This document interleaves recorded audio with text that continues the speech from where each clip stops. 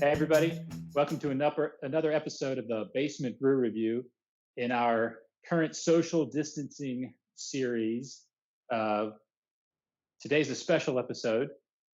This is May the 4th be with you. And I, thank you, Andrew. And I am joined by Andrew, Tyler, and Justin. And so, hey. And so, I will go ahead and get this evening kicked off. Now, everybody's been kind of sharing, as we were getting ready for this episode, been sharing what they've been drinking. I decided to hold back a little bit on what I was going to be drinking because I thought it was going to be amusing. So, being that this is May the 4th, I decided to combine that with tomorrow being Cinco de Mayo. So, I have from Arches, Mexican Empire. Oh, nice. Clever. So a little bit of, combining the two dates. So this is a Mexican lager from Arches Brewing down in Atlanta. I'm going to be completely honest. It's a 5.2%. I'm going to be completely honest here. And I've not had this before, but I have prejudice against lagers that I'm not a big fan. So I know we've spent a lot of time drinking beers on this show that we all really like and usually tend to rate high. So I'm going to try and be as objective as possible here. How's this going to go? How is this going to go? Remember, I can't. We didn't have a good time with the lagers at Variant. Not saying that they didn't have good beers, but we all didn't really enjoy their lagers. So it's something I noticed before you get into the flavor. That is a dark lager. Yeah. I mean, it might just be that I have a couple of lights off down here, but it looks pretty dark. I mean, it's like a nice brown. I mean, if I compared that to a Yingling or something, I'd say it's a pretty similar color. It's like a red ale. Like that. I don't think I've ever poured Yingling to a glass. That's a good point. I mean, I know when we were down in Daytona for spring break with David. Okay. Yeah. We didn't get in Georgia yet. Dollar happy hour at the dollar happy hour down at the Pilot Bar or whatever. Yeah, I mean, I'm not gonna spend a lot of time describing the flavor. It's a lager. I taste little slight hints that you would expect from, say, like a Tecate or a Corona, something that lends itself to that Mexican flavor. Mm-hmm. It's frankly, it's nothing special. I mean, I'd probably give it a 3.5 just because it's good. It's a good drinking beer, but it's not my flavor. It's not my style. I just wanted to go with something different that was just kind of in keeping with May the 4th be with you, with the Empire, and, the next day being Cinco de Mayo, drinking a Mexican lager. So. It's very apropos. Thank you. It's almost like you planned that out ahead of time. It sounds like he did. It took me a while to find it at the liquor. I spent a lot of time at the liquor store yesterday going, I know there's a Mexican lager in here somewhere. I've seen it. I want this for when we drink it tomorrow. So did you give it a number? Yeah, 3.5. 3.5. Okay. Well, and like I said, for anyone else out there, we rate these based on our own personal preferences. It's not based on how well the style has done itself. So, okay, we're not connoisseurs by any means. Right.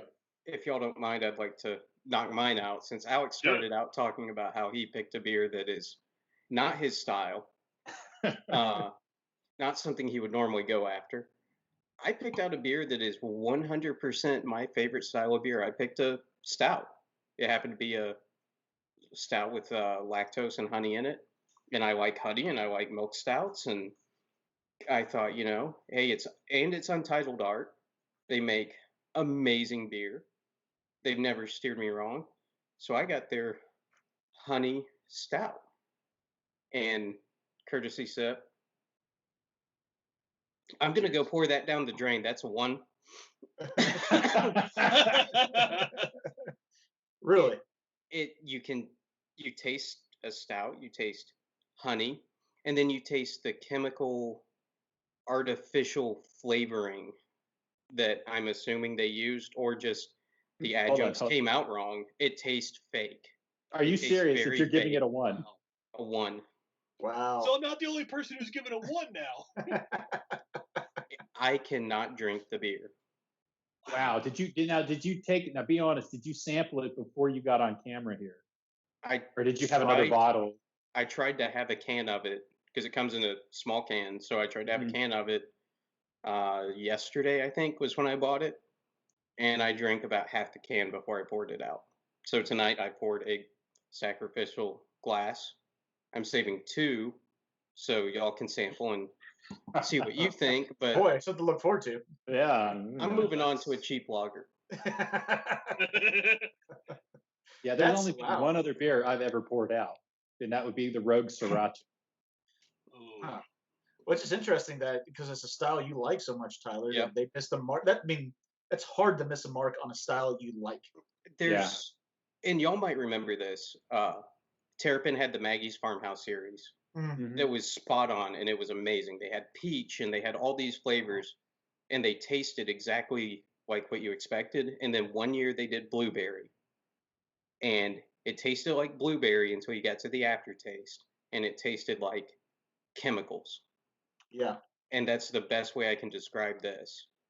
And I might be one of the only people. I looked at the reviews on Untapped and there's people giving it high 4s left and right, but I don't know how. It tastes like honey, it tastes like stout, and then you get the aftertaste, and it tastes artificial. So, do you remember when we used to drink the green flash beers that had like almost a garbage water after flavor? Yeah. Is it Yeah. somehow comparable to that? No, that tasted like bad water, maybe. Okay. This tastes like, I don't know. If you try one of those Japanese super sugary drinks, The milk stouts. no, just like Hirachi. That's that's what you're talking about. Yeah.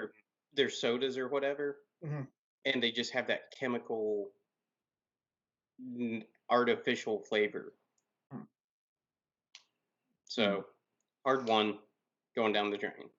Yikes. Ooh, a All one right. and a dumper. Yep. All right, so we're pretty low tonight. So we got a 3.5 and a 1. So who's up next? Andrew, you want to go? Sure.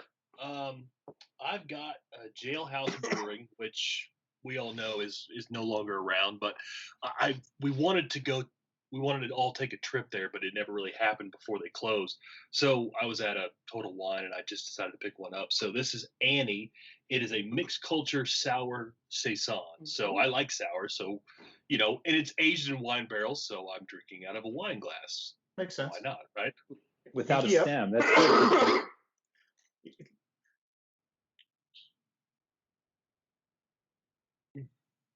It's Well, this It's might be a okay. good night for reviews. well, no, like I'm saying, I've had better saisons. I've had better sours.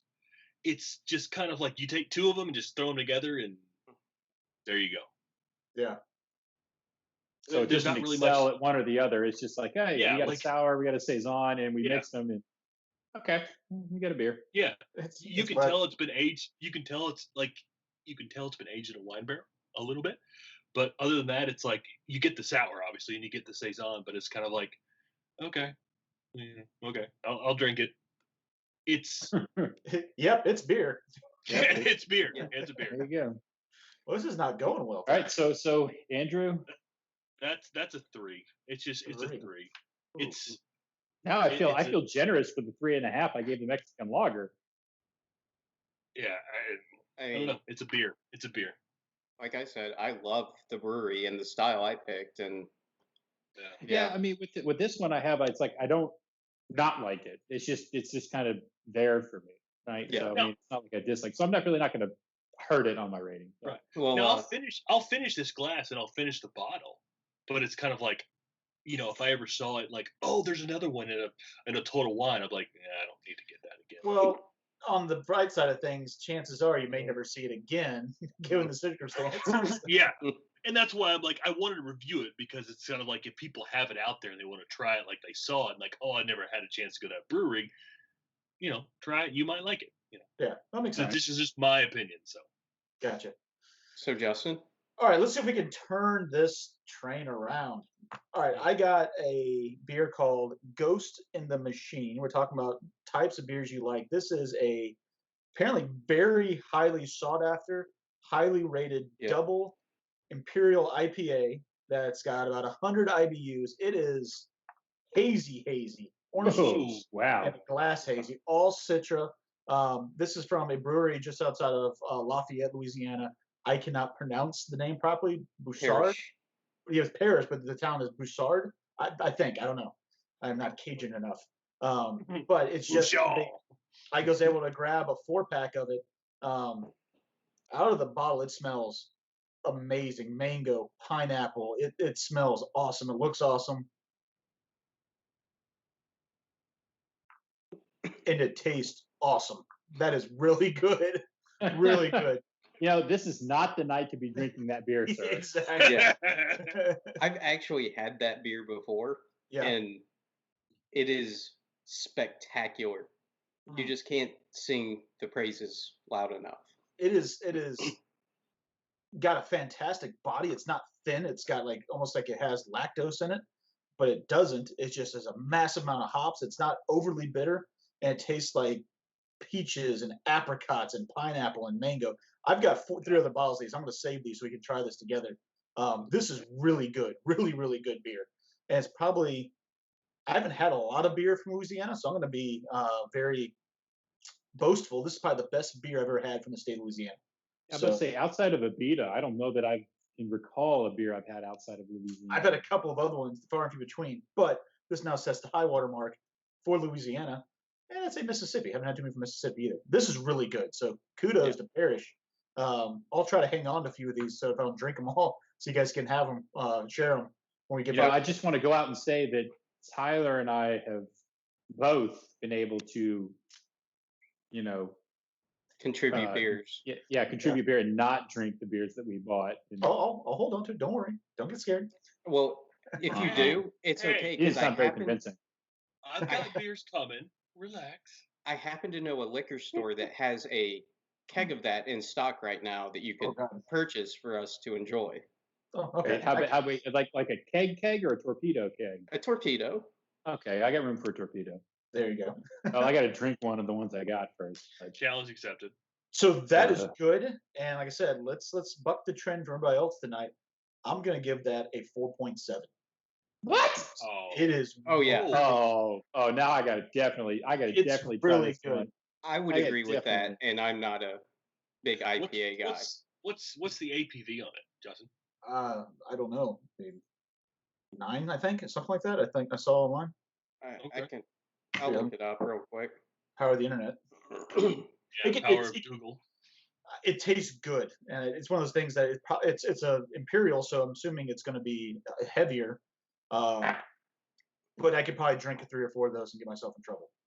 It's really good. But you're not going to. You're going to save them. That's correct. 8.5% ABV. Okay, so not horrible. But no, yeah, I don't know. It tastes like fruit juice and hops and alcohol in the glass. The funny thing is, it sounds promising. Yeah. That particular brewery has been hitting it hard here in Georgia lately. Like, they're popping up everywhere. They're coming in strong. They brew some really good beer, and they've started to make a name for themselves. Yeah, so I was checking out their website because I didn't have a lot of familiarity with them. They've got a good lineup, so I'll be looking for more of these to see if we can try them. And like I said, kudos to Parish Brewing. If you got other stuff like this in your line, you may have a new customer. Ooh. Speaking of giving kudos and shout outs to breweries, I wanted to give a shout out to Gate City because I went and picked up some beers from Variant and Gate City over the past couple of days. In Gate City, they put a handwritten note in my order. We can't read that, but you don't need to read it. It just says thank you, for your support and read it in your Morgan Freeman's voice. Okay. Thank you so much for your support. Hope to see you soon again. Gate City crew. Well, now that you're done culturally appropriating, every time we rate a racist. beer every time we rate a beer 4 or above, Morgan Freeman gets a new freckle. That's the rule. Yeah. So, but I was really impressed that it was in an envelope. And it was very nice. I thought it was a really great touch. So I was kind of surprised by that. But I just wanted to give them a shout out to Gate City for that. It's tough times for a lot of people, and supporting the local breweries is fantastic, and every little thing the breweries give back, because I think they're appreciative to their customers, is fantastic. They don't have to do that.